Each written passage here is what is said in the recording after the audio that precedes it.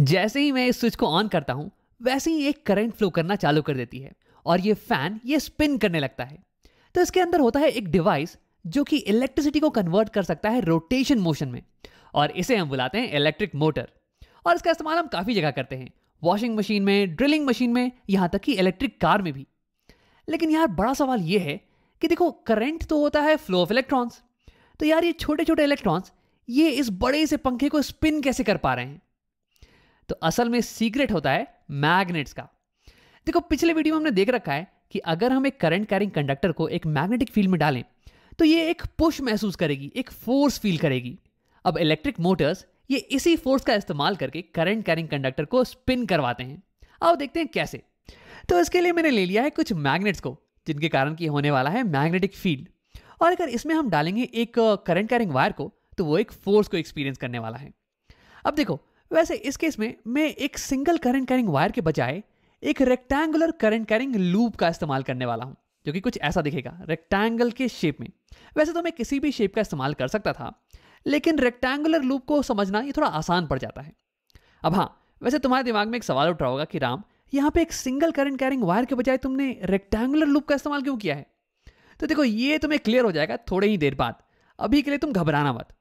और हाँ, यहाँ पे ये सर्किट कंप्लीट भी होना चाहिए था। यहाँ पे एक बैटरी होती पोटेंशियल डिफरेंस के लिए, और कुछ वायर्स होती जिससे करंट जाए और फिर करंट आए बैटरी में, लेकिन मैंने उसे दिखा नहीं रखा है, ये मैं तुम्हें बाद में दिखाने वाला हूँ। तो देखो, इस रेक्टेंगुलर लूप की हर एक साइड ये एक करंट कैरिंग कंडक्टर की तरह बिहेव करेगी, जो कि मैग्नेटिक फील्ड में रखी हुई हो। जैसे कि ये वाली साइड को ले लो, ये करंट कैरी कर रही है और ये मैग्नेटिक फील्ड में है। सिमिलरली ये वाली भी मैग्नेटिक फील्ड में है और ये वाली साइड भी मैग्नेटिक फील्ड में है। यानी कि इन सब पे अलग अलग फोर्स लगने वाला है, और हो सकता है कि इसके कारण ये लूप ये रोटेट करना चालू कर दे। आओ देखते हैं। अब ये लूप कैसे मूव करेगा, ये पता लगाने के लिए तो मुझे हर साइड पे लगने वाले फोर्स की डायरेक्शन का पता लगाना पड़ेगा।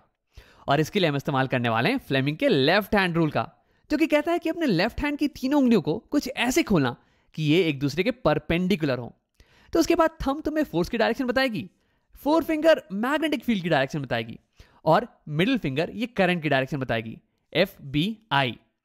अब देखो, हर साइड पे फोर्स की डायरेक्शन का पता लगाने के लिए मैं उंगलियों को करंट और मैग्नेटिक फील्ड के डायरेक्शन में अलाइन करने वाला हूं। तो अब यही करते हैं, हर साइड पे लगने वाले फोर्स की डायरेक्शन का पता लगाते हैं। लेकिन इसके पहले कि मैं तुम्हें ये करके दिखाऊं, क्यों नहीं वीडियो को पॉज करो और खुद से एक बार ट्राई करो।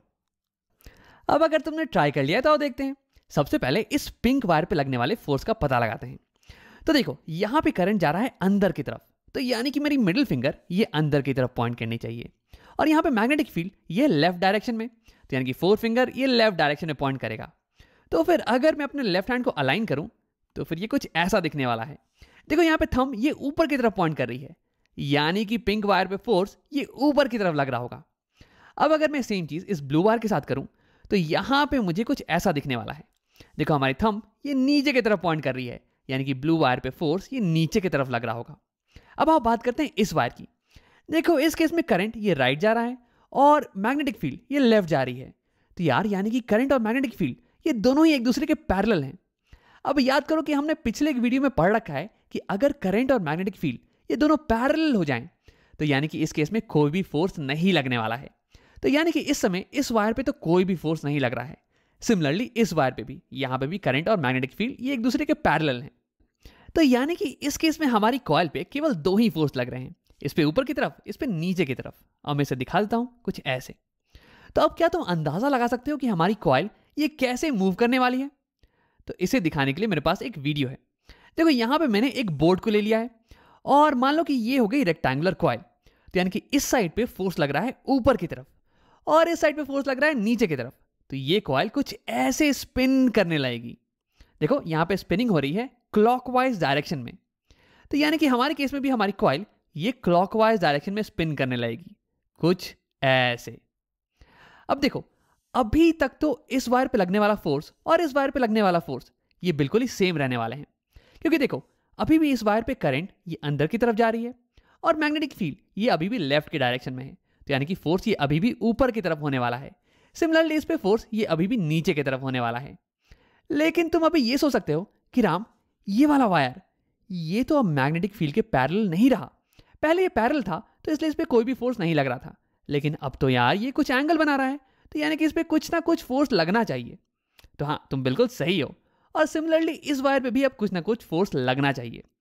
लेकिन अगर तुम ये सोच रहे हो कि ये इन दोनों वायर पे लगने वाला फोर्स ये हमारे स्पिनिंग मोशन को अफेक्ट करेंगे ना, तो ये सही नहीं है। आओ देखते हैं कैसे।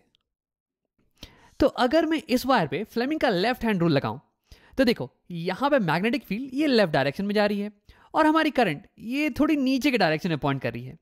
तो यानी कि फ्लेमिंग का लेफ्ट हैंड रूल ये कुछ ऐसा दिखने वाला है। हाँ, तो यानी कि हमारी थंब ये पॉइंट कर रही है अंदर के टुवर्ड्स, यानी कि इस वायर पे फोर्स ये लगने वाला है अंदर की तरफ। और सिमिलरली अगर मैं इस वायर पे फ्लेमिंग का लेफ्ट हैंड रूल लगाऊं, तो ये कुछ ऐसा दिखने वाला है। तो यानी कि इस केस में हमारी थंब ये बाहर की टुवर्ड्स पॉइंट कर रही है, यानी कि इस वायर पे फोर्स ये बाहर की टुवर्ड्स लगने वाला है। तो यार ये दोनों फोर्सेस ये हमारे कॉइल के साथ कर क्या रही हैं? तो देखो ये दोनों फोर्सेस ये हमारे कॉइल को खींचने की कोशिश कर रही हैं ऑपोजिट डायरेक्शन में। लेकिन देखो घबराने की बात नहीं है, हमारा कॉइल ये थोड़ा मजबूत मटेरियल से बना हुआ है, तो इसे कुछ होने वाला नहीं है। देखो यहाँ पे अगर मैं बोर्ड को मैं ऑपोजिट डायरेक्शन में खींचने की कोशिश करूँ कुछ ऐसे, तो बोर्ड को कुछ होता नहीं है। और इनफैक्ट इन फोर्सेस के कारण ये बोर्ड ये रोटेट भी नहीं कर रही है। तो यानी कि इन फोर्सेस के कारण इनके बोर्ड के रोटेशन पे कोई फर्क नहीं पड़ने वाला है। तो सिमिलरली मैं कह सकता हूं कि इन दोनों फोर्सेस के कारण इस कॉइल की स्पिनिंग पे कोई भी फर्क नहीं पड़ने वाला है। यानी कि पूरे मोशन में, पूरे स्पिनिंग मोशन में हम इन दोनों वायर पे लगने वाले फोर्सेस को इग्नोर कर सकते हैं, क्योंकि हम तो यार इस कॉइल की स्पिनिंग को स्टडी कर रहे हैं ना, और ये दोनों फोर्सेस ये स्पिनिंग पे तो कोई प्रभाव नहीं डाल रहे हैं। तो यानी कि अब हमारी कॉइल ये रोटेट करने वाली है आसानी से, कुछ ऐसे। लेकिन तुरंत ही एक छोटी सी प्रॉब्लम होने वाली है। देखो इसे समझाने के लिए मैं तुम्हें बोर्ड को दिखाता हूं। तो देखो अगर हमें चाहिए कि हमारा बोर्ड ये हमेशा क्लॉकवाइज डायरेक्शन में गोल घूमता रहे, तो इसके लिए मुझे हमेशा राइट साइड को नीचे की तरफ ढकेलना पड़ेगा और लेफ्ट साइड को ये हमेशा ऊपर की तरफ पुश करना पड़ेगा। लेकिन यार यहां देखो, जैसे ही हमारी पिंक वाली वायर ये राइट साइड में आई, तो वैसे ही यहां पे फोर्स ये तो अभी भी ऊपर की तरफ लग रहा है, और हमारी ब्लू वायर जो कि लेफ्ट में आ गई है अब, इस पे फोर्स ये अभी भी नीचे की तरफ लग रहा है। तो यानी कि यार ये कॉइल ये तो अब एंटी क्लॉकवाइज डायरेक्शन में रोटेट करने वाली है। ये पहले स्लो डाउन हो जाएगी और फिर ये ऐसे एंटी क्लॉकवाइज डायरेक्शन में रोटेट करेगी। और देखो अब ये फोर्स फिर से ऊपर है और यहाँ पे नीचे, यानी कि ये फिर से कॉइल ये क्लॉकवाइज डायरेक्शन में रोटेट करेगी और फिर एंटी क्लॉकवाइज डायरेक्शन और फिर से क्लॉकवाइज डायरेक्शन। तो यार ये तो एक अच्छी मोटर है नहीं, ये तो एक भी चक्कर को कंप्लीट नहीं कर पा रही है। तो इसे कैसे ठीक किया जाए? तो देखो हमें चाहिए कि हमारा कॉइल ये हमेशा क्लॉकवाइज डायरेक्शन में चक्कर काटता रहे। तो यानी कि इसके लिए जब हमारी कॉइल इस पोजीशन पे आए, तो देखो इस वायर पे लगने वाला फोर्स इसकी डायरेक्शन को रिवर्स कर जाना चाहिए, ऊपर से नीचे हो जाना चाहिए। सिमिलरली इस वायर पे लगने वाला फोर्स ये अब नीचे से ऊपर की तरफ हो जाना चाहिए, तभी तो ये लूप ये अपने साइकिल को कंप्लीट कर पाएगी यार। तो यार यहाँ पे हम फोर्स की डायरेक्शन को रिवर्स कैसे करें? तो इसके लिए हम लेके आते हैं अपने लेफ्ट हैंड रूल को। देखो अभी थंब पॉइंट कर रहा है ऊपर की तरफ, हमें चाहिए कि थंब ये नीचे की तरफ पॉइंट करे। तो ऐसा करने के दो तरीके हैं। या तो पहला तरीका ये है कि तुम मैग्नेटिक फील्ड की डायरेक्शन को रिवर्स कर दो, ये भी लेफ्ट पॉइंट कर रही है इसे राइट कर दो, लेकिन करंट की डायरेक्शन को सेम रखना। अब इसे खुद से अगर तुम ट्राई करोगे ना, तो तुम्हें दिखेगा कि तुम्हारी थंब ये नीचे की तरफ पॉइंट कर रही है। लेकिन यार इसे कर पाना प्रैक्टिकल लाइफ में ये थोड़ा मुश्किल पड़ता है। हमें मैग्नेटिक फील्ड की डायरेक्शन को रिवर्स करने के लिए ये मैग्नेटिक पोल्स को रिवर्स करना पड़ेगा। अब यार ये थोड़ा सा पेचीदा हो जाता है, तो इसे हम नहीं करने वाले हैं। अब देखो दूसरा तरीका ये है ना कि मैग्नेटिक फील्ड की डायरेक्शन को तुम सेम रखो, लेकिन करंट की डायरेक्शन को रिवर्स कर दो। और अगर तुम ऐसा करोगे तो देखो तुम्हारी हैंड कुछ ऐसे दिखेगी। देखो थंब ये नीचे की तरफ पॉइंट कर रहा है, यानी कि अब इस वायर पे फोर्स ये नीचे की तरफ पॉइंट करने वाला है। तो यानी कि ऐसे ही अगर मैं पूरे कॉइल में करंट को रिवर्स कर दूं, तो यानी कि हर जगह पे फोर्स ये अब रिवर्स हो जाने वाला है। इस वायर पे फोर्स अब नीचे की तरफ लगेगा, इस वायर पे फोर्स अब ऊपर की तरफ लगेगा, और हमारी कॉइल ये अब क्लॉकवाइज डायरेक्शन में अपने चक्कर को पूरा कर पाएगी। अब देखो अगर तुम सोच रहे होगे कि राम तुम यहाँ पे करंट की डायरेक्शन को रिवर्स कैसे करने वाले हो, तो इसके बारे में हम तुरंत बात करने वाले हैं, घबराओ नहीं। इंपॉर्टेंट चीज ये है कि जैसे ही मेरी कॉइल आधा चक्कर को कंप्लीट करेगी, वैसे ही हमें करंट की डायरेक्शन को रिवर्स करना पड़ेगा। तो अब इस हाथ को हटाते हैं और यहाँ पे करंट की डायरेक्शन को स्विच करते हैं। तो देखो जैसे ही मैंने करंट को स्विच किया, हमारी फोर्सेस की डायरेक्शन ये भी स्विच हो गई, और अब हमारे ये कॉइल ये क्लॉकवाइज डायरेक्शन में चक्कर को पूरा कर सकता है, कुछ ऐसे। लेकिन देखो जैसे ही ये वाली पोजीशन आएगी, ये ब्लू वाला वायर राइट में और पिंक वाली वायर लेफ्ट में, तो हमारे फोर्सेस ये अब ऑपोजिट डायरेक्शन में पॉइंट कर रहे हैं।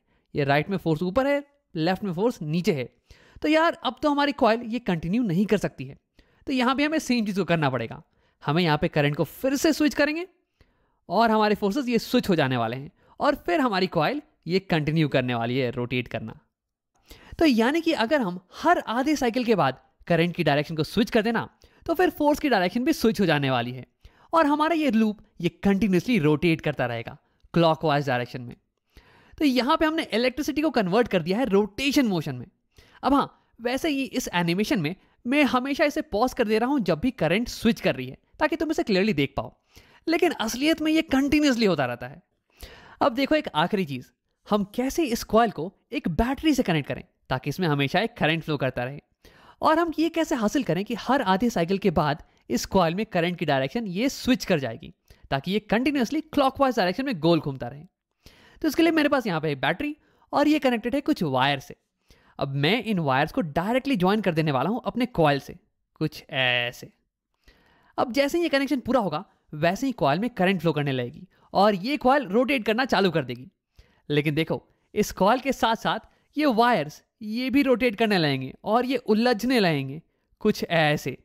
तो यार ये तो दिक्कत की बात हो गई और हमारा कॉइल भी अब इस पोजीशन पे आ चुका है। हमें अब करंट की डायरेक्शन को रिवर्स करना पड़ेगा। तो ये हम कैसे हासिल करें? तो देखो इसके लिए हम बैटरी को रिवर्स कर सकते हैं या फिर हम इस कनेक्शन को रिवर्स कर सकते हैं। मैं इस वायर को यहां ज्वाइन कर दूंगा और इस वायर को यहां, ताकि करंट ऑपोजिट डायरेक्शन में फ्लो करे और फिर फोर्स की डायरेक्शन ये भी रिवर्स हो जाए कुछ ऐसे। लेकिन देखो सवाल ये है कि यार ये चेंज इन कनेक्शन ये हम ऑटोमेटिकली कैसे करें ताकि ये खुद से होता रहे, खुद ब खुद, हमें कुछ करने की जरूरत नहीं पड़े। तो देखो इससे करने के लिए हमें एक नए डिवाइस का इस्तेमाल करना पड़ेगा। इसे हम बुलाते हैं कॉम्यूटेटर। तो ये हो गया कॉम्यूटेटर। इसमें होते हैं स्प्लिट रिंग्स, मतलब कि दो आधे मेटालिक रिंग्स जिनके बीच में कि थोड़ा सा गैप हो, और ये कनेक्टेड होते हैं हमारे कॉइल से। यानी कि हमारा कॉइल अगर रोटेट करेगा तो ये उसके साथ साथ रोटेट करने वाले हैं। और फिर इसमें होते हैं दो कार्बन ब्रशेस जो कि कनेक्टेड होते हैं वायर से और फिर हमारी बैटरी से। अब देखो ये कार्बन ब्रशेस और स्प्लिट रिंग्स ये आपस में कनेक्टेड नहीं होते हैं, बल्कि ये एक दूसरे को टच कर रहे होते हैं। जैसे कि देखो यहाँ पे ये ब्रश इस रिंग को टच कर रहा है। अब अगर ये रिंग रोटेट करना चालू कर दे तो ये ब्रश उसके साथ रोटेट करने वाला नहीं है, बल्कि उसके ऊपर स्लिप करता रहेगा। सिमिलरली यहाँ पे भी सेम चीज होने वाली है। और हाँ, क्योंकि हमारी कार्बन ब्रश ये टच कर रही है हमारे स्प्लिट रिंग को, तो इसलिए यहाँ इस बैटरी से निकलने वाला करंट ये इसके थ्रू कॉइल में एंटर कर जाएगा और फिर ये वापस इसके थ्रू ये वापस आ जाने वाला है।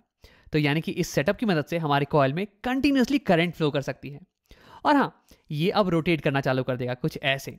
और इस सेटअप की मदद से देखो ये कार्बन ब्रश ये कनेक्टेड नहीं है ना स्प्लिट रिंग से, ये बस टच कर रही है।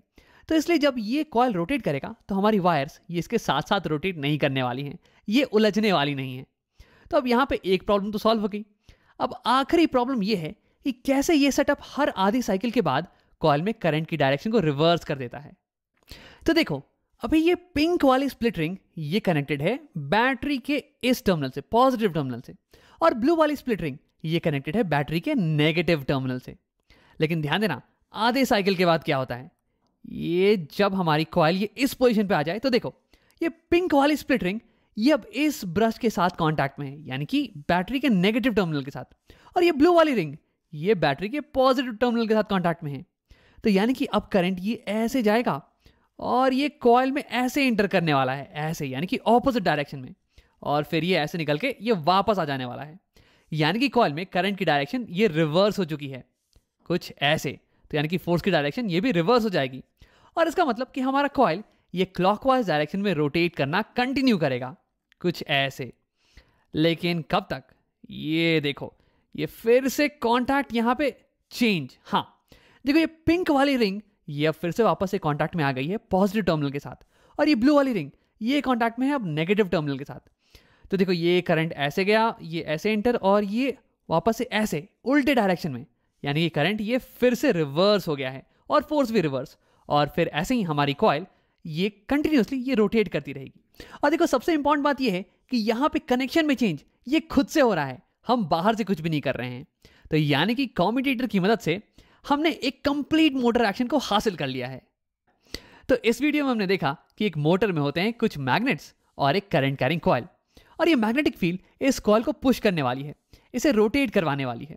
और इंपॉर्टेंट चीज़ ये है ना कि जब ये कॉइल इस पोजीशन पे आए तो फिर करंट की डायरेक्शन को हमें रिवर्स करना पड़ेगा। और इसके लिए हम इस्तेमाल करते हैं कॉम्यूटेटर का, जिसमें कि होते हैं कुछ स्प्लिट रिंग्स और कार्बन ब्रशेस। अब जैसे ही करंट की डायरेक्शन रिवर्स होगी वैसे ही फोर्स की डायरेक्शन भी रिवर्स हो जाएगी, जिसके कारण कि ये कॉइल ये कंटिन्यूअसली एक ही डायरेक्शन में रोटेट करता रहेगा। तो ऐसे हमने इलेक्ट्रिसिटी को कन्वर्ट कर दिया है रोटेशन मोशन में। और अगर इस कॉइल से तुम किसी मशीन को लगाओगे ना तो वो भी रोटेट करने लगेगी, जैसे कि तुम्हारी फैन या फिर ड्रिलिंग मशीन या फिर वॉशिंग मशीन।